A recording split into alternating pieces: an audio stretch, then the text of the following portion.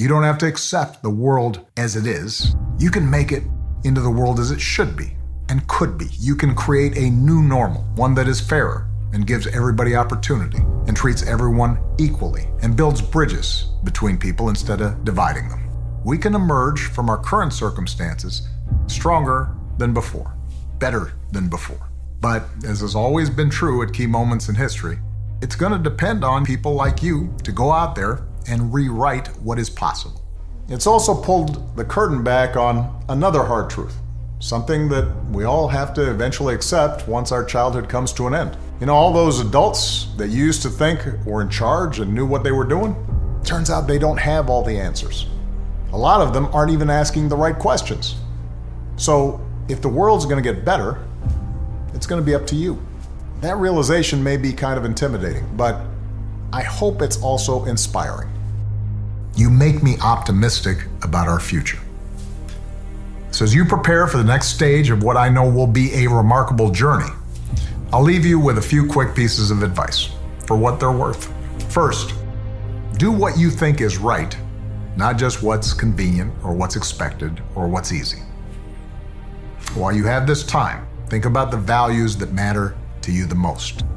Too many graduates who feel the pressure to immediately start running that race for success skip the step of asking themselves what's really important. And too often they end up as adults who only do what's good for them and say to heck with everybody else, and they end up not having a lot of meaningful relationships or not really feeling as if they made a serious contribution to the world.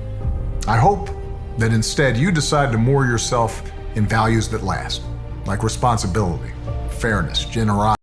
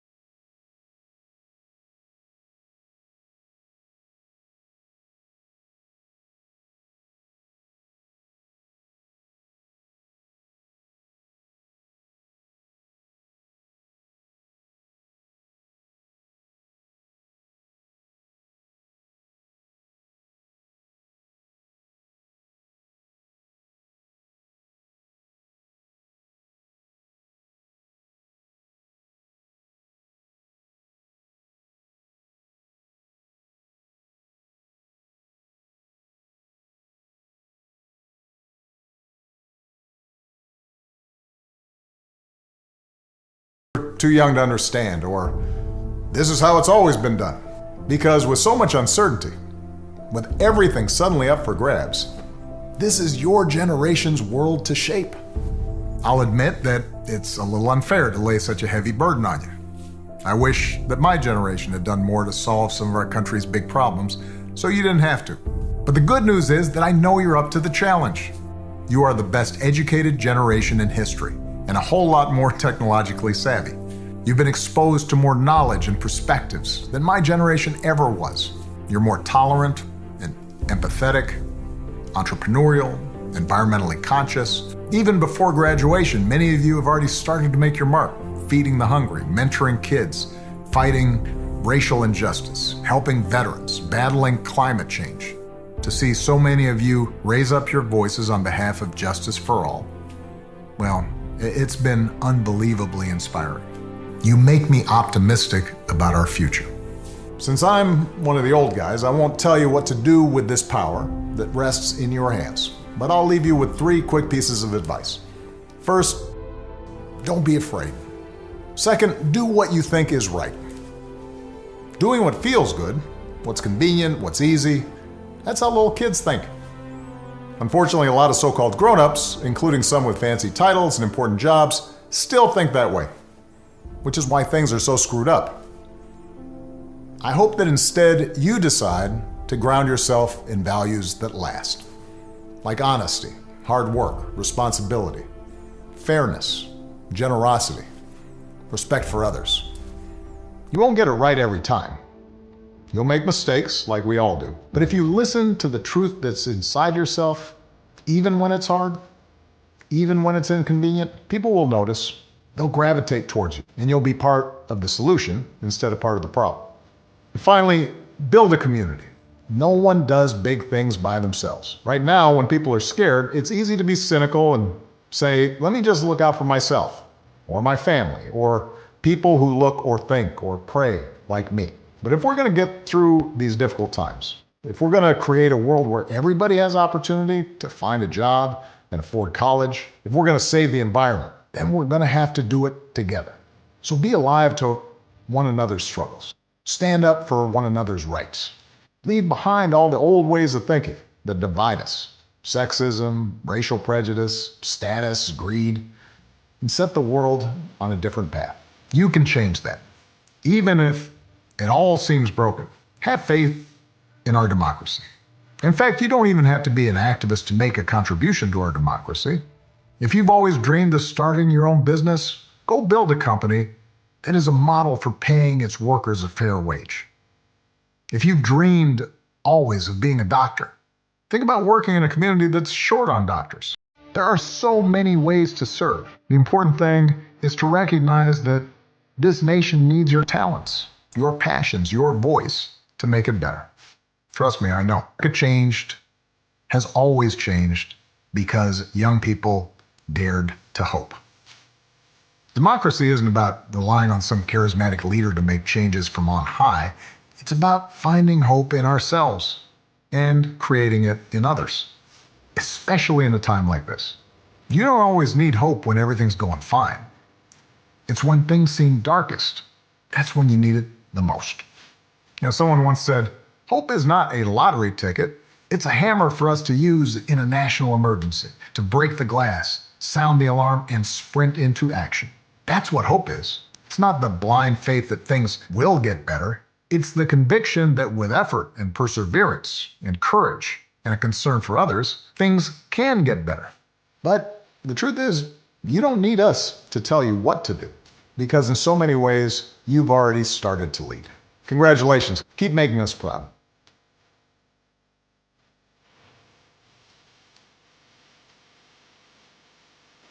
To the people of India watching and listening across this vast nation, I bring the friendship and the greetings of the American people. It has been a great honor to be the first American president to join you for Republic Day. With the tricolor waving above us, we celebrated the strength of your Constitution. We paid tribute to India's fallen heroes. On a more personal level, India represents an intersection of 2 men who've always inspired me. When Reverend Dr. Martin Luther King Jr. was protesting racial segregation in the United States, he said that his guiding light was Mahatma Gandhi. When Dr. King came to India, he said that being here in Gandhi's land reaffirmed his conviction that in the struggle for justice and human dignity, the most potent weapon of all is nonviolent resistance. And those 2 great souls are why we can gather here today. And there's another link that binds us. More than 100 years ago, America welcomed a son of India. Swami Vivekananda. Swami Vivekananda helped bring Hinduism and yoga to our country. And he came to my hometown of Chicago. And there, at a great gathering of religious leaders, he spoke of his faith and the divinity in every soul and the purity of love. And he began his speech with a simple greeting: sisters and brothers of America. So today, let me say, sisters and brothers of India. My confidence in what our nations can achieve together is rooted in the values that we share. For we may have our different histories and speak different languages, but when we look at each other, we see a reflection of ourselves. Having thrown off colonialism, we created constitutions that began with the three same words: we the people. Together we unlock new discoveries, from the particles of creation to outer space. And we are among the few nations to have gone to both the moon and to Mars. In recent years, India has lifted more people out of poverty than any other country. And now we have a historic opportunity, with India leading the way, to end the injustice of extreme poverty all around the world. America wants to be your partner as you protect the health of your people and the beauty of this land. From the backwaters of Kerala to the banks of Ganga. As we deliver more energy, more electricity, let's do it with clean, renewable energy like solar and wind. And let's put cleaner vehicles on the road and more filtration systems on farms and villages. Because every child should be able to drink clean water, and every child should be able to breathe clean air. We need our young people healthy for their futures.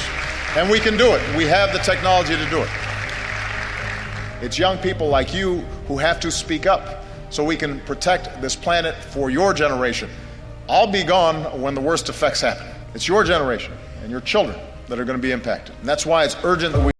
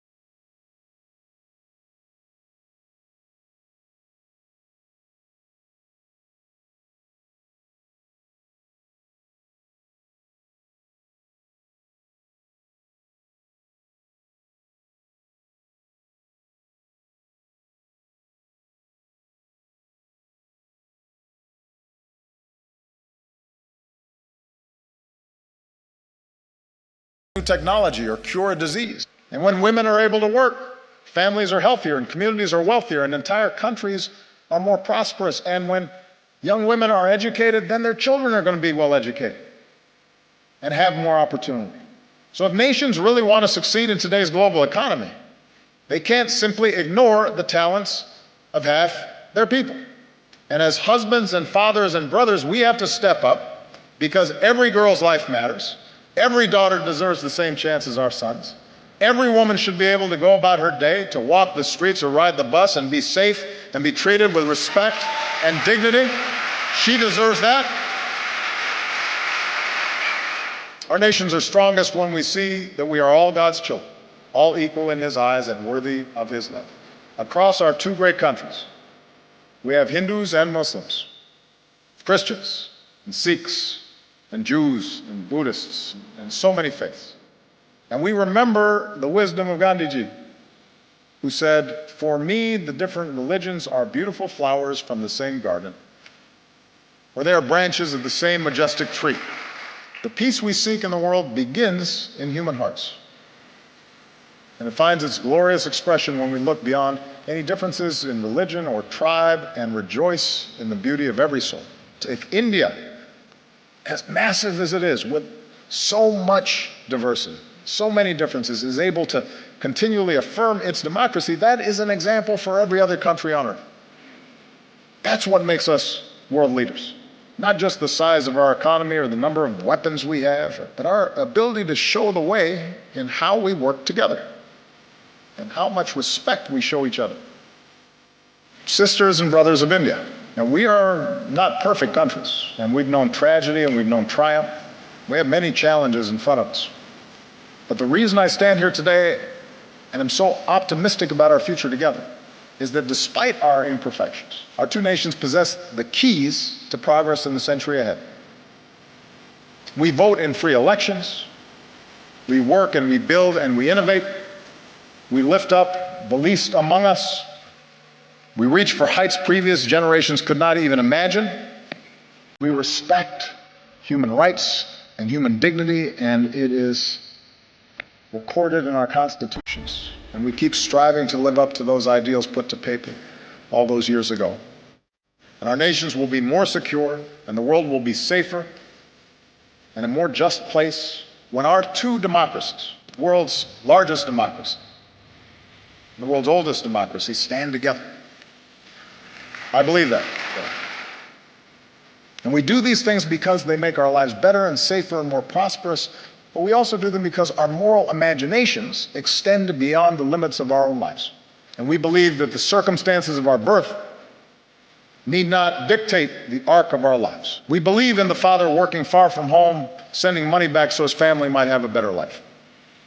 We believe in the mother who goes without so that her children might have something more.